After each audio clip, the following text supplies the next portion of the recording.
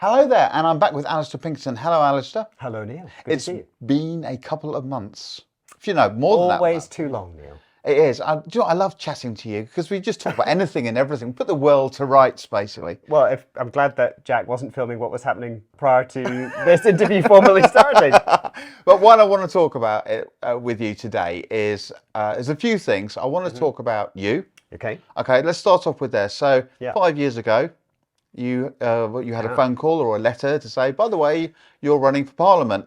Gosh, where are we? We're in 2023, so 4 years ago. 4 years ago. 4 years ago. Just before the general election. That's right. So as people may remember, I joined the Lib Dems in, March, April 2019. And I was tapped on the shoulder and said, would you like to maybe consider putting your name forward to be a parliamentary candidate? And I thought, yeah. And I only got selected in September 2019. And of course, the general election came around in December. So yeah, almost 4 years ago to the month, I was building up the campaigning. So you were, basically you were thrown in the deep end. Totally. Yeah. You know, you only had a few months. Yeah. You were getting out there. You were, facing the people. Yeah. You had some backlash, which we'll come to in a minute. Okay. But now you've had like 4 years. To really ramp it up. Yeah.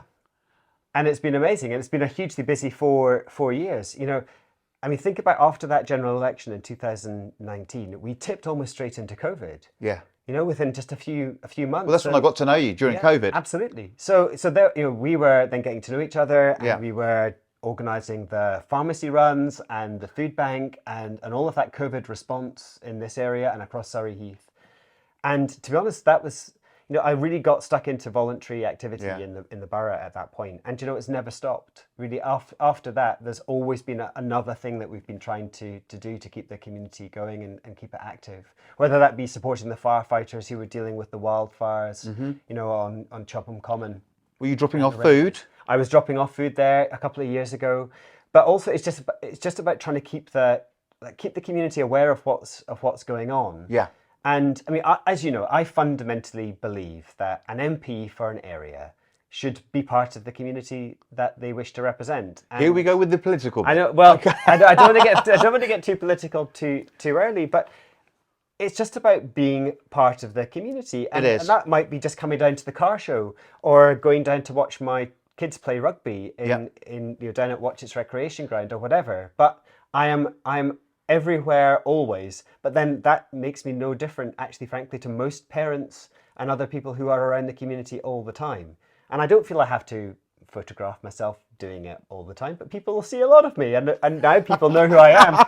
My kids are tearing their hair out because people want to stop and talk. We've had this conversation. Walking around a fete is a couple of hours, isn't it? Because people stop you, and and your kids and your wife, they just go and they leave you chatting. Yeah. And I like to chat because I genuinely like to talk to people and to hear the things that they've got to say. And people from charities and organisations and village networks will come and talk to me. Going to something like the Chopham Carnival is, as you say, several hours to get around the show ring because people want to stop and talk. But that's fantastic because maybe I can send an email or maybe I can make a connection that might help them out with something that they've got going on. Yeah, and the family are very much, you and the family are very, very close. Yeah. You go, you go up to Scotland. Your parents have just turned up here. They have. So within being a politician, I know that your wife helps with you on things. She does so much. The kids and Philippa, my wife, enable all of this to happen through their patience and tolerance, but also through the work that they do. My kids are great deliverers. If people have been receiving leaflets through their doors over recent years, they could very well have been delivered by a 13-year-old and a 10-year-old. It's not slave labour. Not slave labour, no. No.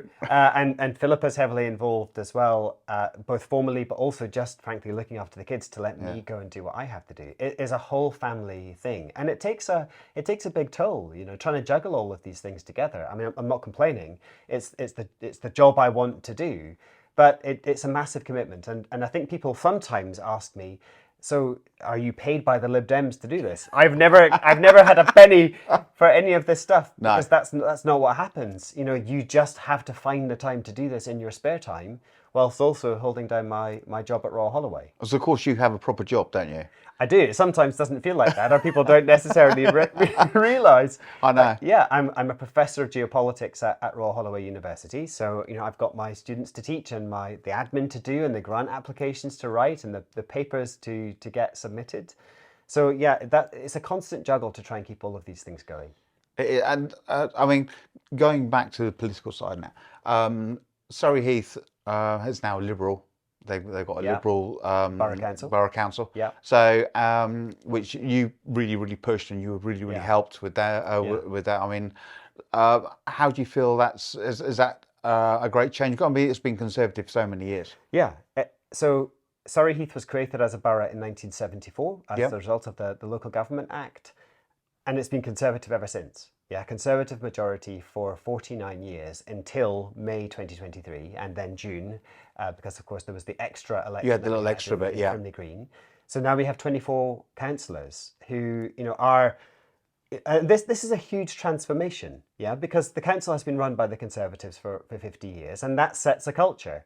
And we came in promising cultural change in the borough council. So we promised far greater transparency, far greater openness, involving the community much more, devolving power and decision making away from Knoll Road in Camberley and investing it back in local communities. Because I think a lot of people feel that even though Surrey Heath isn't necessarily a massive geographical borough, they still feel quite removed from the decisions that are taken, and that they don't quite know what's happening in the borough council. It feels too much like a black box. I mean, do you feel now that there is actually a divide, and people are starting to vote with their feet and with their hands, and that they do want change now? I think they do, and I think we wouldn't have won 24 councillors in May and June if people didn't want change. That was a massive step. I do not underestimate what a big move that was for the people of Surrey Heath. It would be very easy just to keep voting the same way, and we asked people to move a long way, and they did. And I think actually, if we'd invested even more time in other areas, but it was time we didn't have, I think we could have won even more councillors. But in a way, the challenge starts now, or the challenge started in May and June, and turning around a borough council that has got set in its ways. That's a big undertaking. Yeah. And also it's a big step up for councillors, many of whom were never councillors before, but suddenly find themselves in charge of particular portfolios of work, right? Really important things, but set against the backdrop also of really challenging financial circumstances.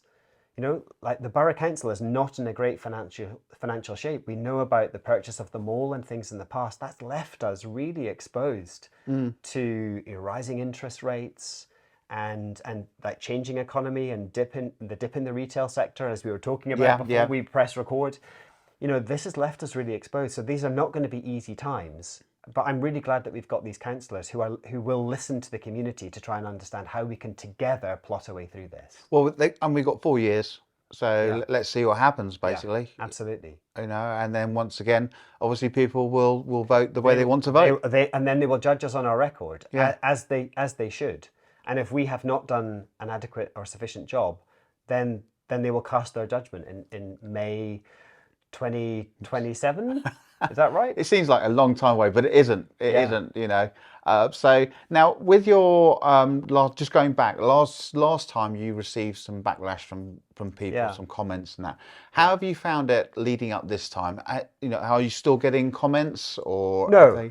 I mean, 2019 was the Brexit election, and it was pretty hostile. There were difficulties. Our signs were vandalised, and there was a lot of hostility and nasty Facebook comments and stuff like that. That has completely fallen away. There's nothing like that now. And I think that's maybe for a few reasons. First of all, like the activeness of the Brexit campaign has died away. So a lot of those cultural divisions have slightly softened. I think also people probably realise that Brexit hasn't necessarily delivered what they thought that they were voting for. Even if they were ardent Brexiteers, I don't think anybody thought it would actually be as bad as this. And to my mind, that's because I don't think Brexit ever could be successful. But equally, I think also that we haven't had the best Brexit that we could have had either. the government dropped the ball. It's been very hit and miss, hasn't it? It the way they've done it, and I think a lot of people they've actually gone back on what they were saying.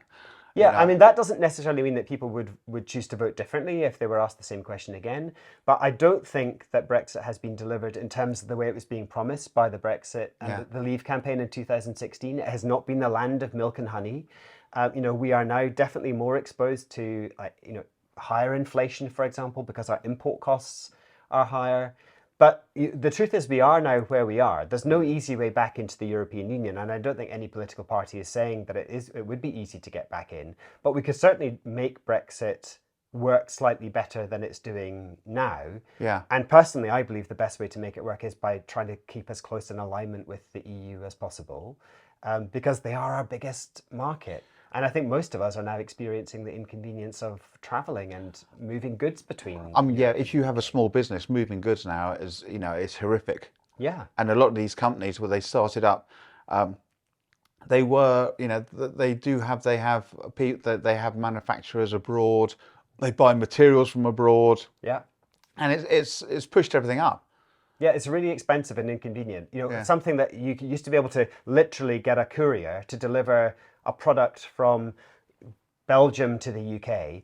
Now you've got to fill in multiple pages. You've got to pay tariffs on that product moving back and forth, and you actually realise how codependent we had become. Yeah. On Europe, and how much we benefited from that freedom of movement and the customs area and the free market.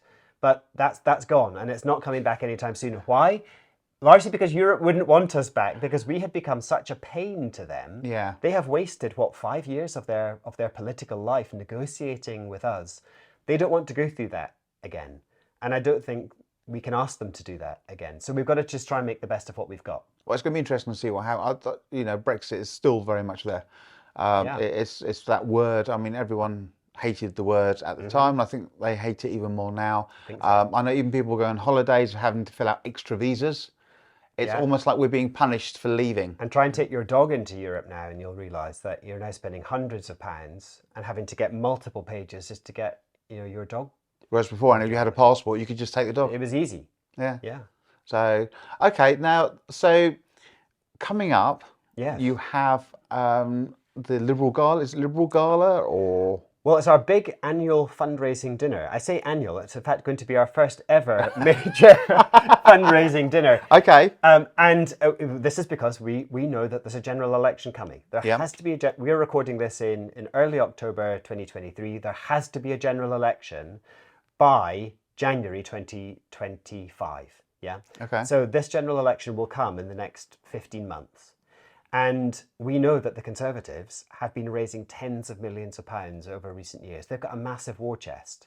So they will be able to bombard the community with leaflets, with Facebook ads. And if we want to put up a good showing, we need to have that level of support as well. But we don't have big billionaires who are throwing money at us. I'll say, Jack, get your wallet out. Yeah. I can see where this is going. And we don't have trade unions who fund us either. So, we rely on donations from members and supporters and other people in the community who think that we're doing a good job. So we're hosting this big dinner at Camberley Heath Golf Club. And we've got Sue Perkins. We can now confirm. I know. We can confirm I Sue know. Perkins. That's quite exciting, isn't it? Our big keynote speaker. We've got Pinky and Perky who are going to be there on the night. Boom. You're going to use that line, aren't you? I am going to use that line. I'm going to be there as well, but I'm not in a political capacity. I'm just going along just to help. You're helping us compare the evening, yes, which we're really grateful for. And we've got Sarah Olney, the MP for Richmond Park, who's coming as well. And Sarah, her family live in Frimley Green, so she is a local girl. She's coming along to support us too. So that's going to be a great night. But I guess the bigger point is that we need as much financial support as we can, and we need as many people to volunteer to help support our campaign as possible. So this is going to be the nature of our party. This is going to be your starting point. Yeah. Then, well, I mean, obviously you have been fundraising that beforehand, but this is your major. It's our big major. It's the firing gun starting our big campaign that's probably going to run really for the next 12 to 14 months. So you're going to be having raffles, and we're going to see you in no Lib Dem event that does not have a raffle. There's always a Lib Dem raffle, and so we need to try and accumulate some prizes and do all of that good stuff. And you know what? You can't say no because they have a card machine. Sorry, I don't have card. It's all right. We have card. There's no escape. There's no escape. We will extract that money out of you somehow or other. Yeah, I know.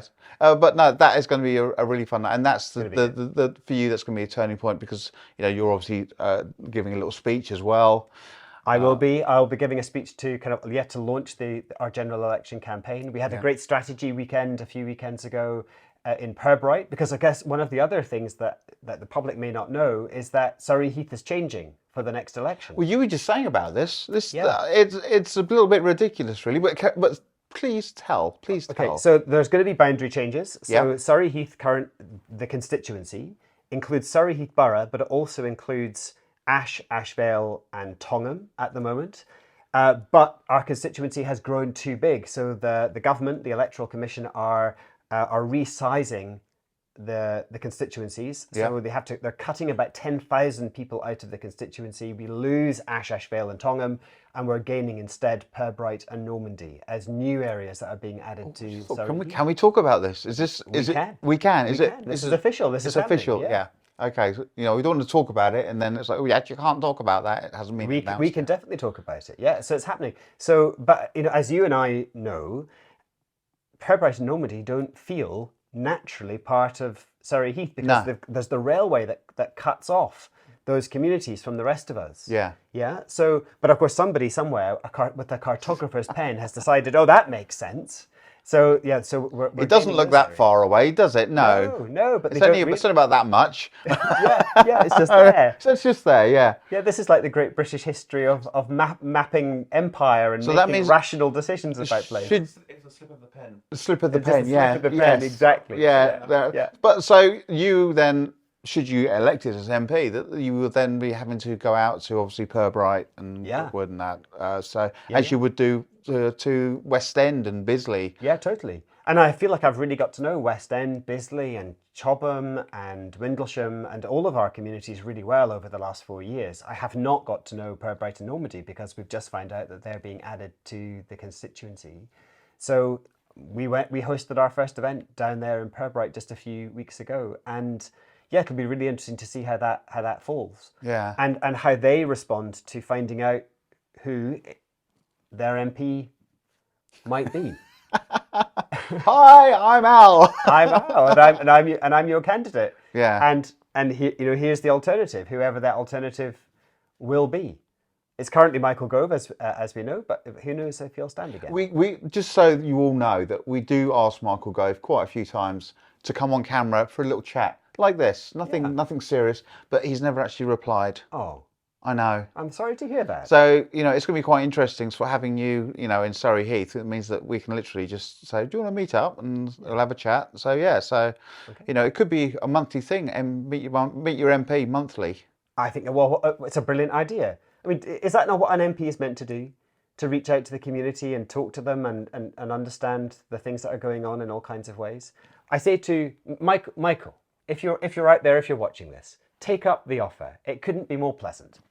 Yeah, we can meet somewhere, Login Lounge or someone like that, No one has to know. It can be done in secret. Yeah. Well, you're here at my house in Surrey Heath today. I know. Maybe you could go to his house in Surrey Heath. Okay. You'd have to let us know where that is. Off camera. Yeah. So, okay. So thank you very much. You're very welcome. And we'll have another catch up in a little while time, a few months time. I look forward to that. Just before Christmas. Oh yes, a Christmas special. A Christmas special. We can have music and seasonal jumpers. Oh yes. Do you have Christmas jumpers? I will have for the next interview. Fantastic. Yeah, Christmas jumpers. Okay, December. Right. Okay, it's a deal. Thank you very much, Al. Very good. Until December. Thank you very much. Nice to see you again. Nice to see you. Cheers, Jack. Hi everyone, Supergirl here, and I am a super fan of SMJ Media Group. They provide support for local businesses, charities and events, and of course create fun content for all of you. If you enjoy our content and would like to help support us, please go to buymeacoffee.com/SMJ Media Group and buy us a coffee.